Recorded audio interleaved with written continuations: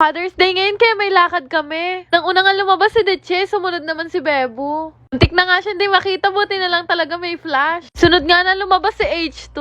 Medyo naiihi pa nga si Masid. Syempre, pinakapinali si Angeline Mapagmahal. Habang nasa biyahe nga kami, nagtatanungan pa kami kung saan kami kakain. Father's Day ngayon, kaya expected marami talagang tao. Kaya dito na lang namin naisipang kumain sa Luis Grill and Restaurant. Located naman to sa Tangos, Baliwag, Bulacan. Saktong-sakto nga lang kasi walang masyadong tao dito. Napakita ko na rin sa inyo kung ano yung itsura ng loob nila. Pagdating nga namin, may binigay sa amin na pulang folder. Akala nga namin nung una songbook to. Pero dito pala nakalagay yung menu nila. Kaya naisipan na namin mag-order kasi gutom na kaming lahat. Syempre pagkatapos namin umorder, kailangan namin mag-picture. Umorder nga kami ng 2 plate na chicharong bulaklak. Ang sarap nga ng chicharong bulaklak nila, sobrang lutong. Sumunod naman na in-order namin isang bandihadong bulalo. Sobrang namiss ko nga kumain ng mga totoong bulalo. Grabe nga solid yung bulalo nila dito. Nung dumating nga yung order ni tatay, lumpiang sariwa pala. Ang laki nga parang bagong panganak na bata. Nung dumating nga yung order ni nanay, isang plangganang lomi pala. Grabe yung mga servings nila dito, pang bardagulan. Sinubukan ko ang tikman kung ano yung lasa ng lomi nila dito. Solid din, ang sarap. Wala pa nga yung order namin, pero maya-maya dumating na yung order ni H2. Pareho kasi kami ng in-order, sisig. Maya-maya din naman sinerve na din yung sisig ko. Sabi ni Bebo, haluin ko daw agad kasi baka daw tumigas. Nung natapos na nga kami kumain, nag-order pa ako ng halo-halo. Tagal ko na kasing hindi nakakakain neto pero hindi ko naman in-expect na gatimba yung laki. Na-stress talaga ako kung paano ko to uubusin. Kaya naman nag-send ako ng friend request sa mga kapatid ko. Nang minuto na nga namin to kinakain pero parang hindi nababawasan. Sobrang sarap ng halo-halo din nila dito. Shoutout nga din pala kay Kuya Arvin. Napakaganda kasi ng service na binigay nila sa amin dito. Naubos na namin yung halo-halo namin, naisipan na namin umuwi. Pag-uwi nga namin, umalis na naman kami.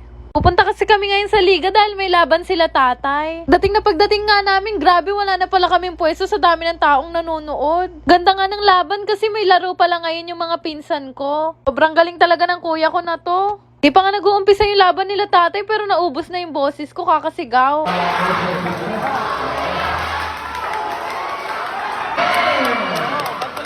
Nakakatuwa talaga manood kapag ganito kaingay yung mga fans. Dikit na dikit nga yung laban nila pero nanalo pa rin sila kuya. Ang galing nga ng kuya ko kasi siya na naman yung best player. Mga ilang minuto nga lang yung nakalipas, nagumpisa na rin yung laro nila tatay. Nakakatuwa nga silang panoorin kasi yung mga kalaban nila puro bata tapos yung lineup nila mga Thunders na. Di tuloy namin alam kung sino papalakpakan namin kasi yung kalaban nila mga pinsan din namin. Ang minuto na nga kami nakatayo nila nanay. Pero nung nakashoot yung tatay ko, nawindang talaga yung buong Araneta.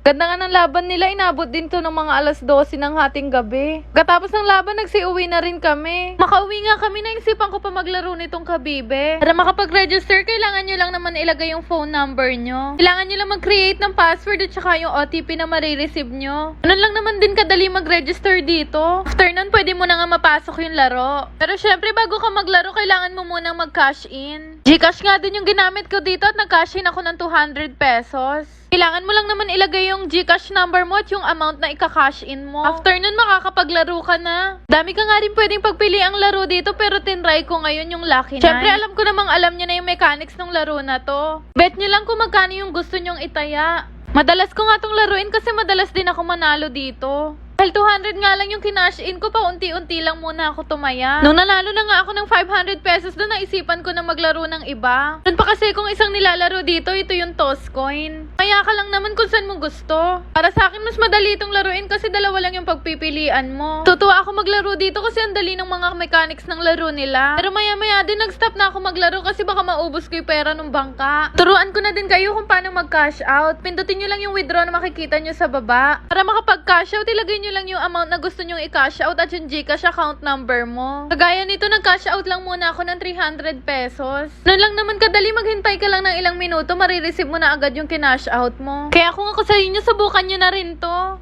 Yun lang naman. Salamat!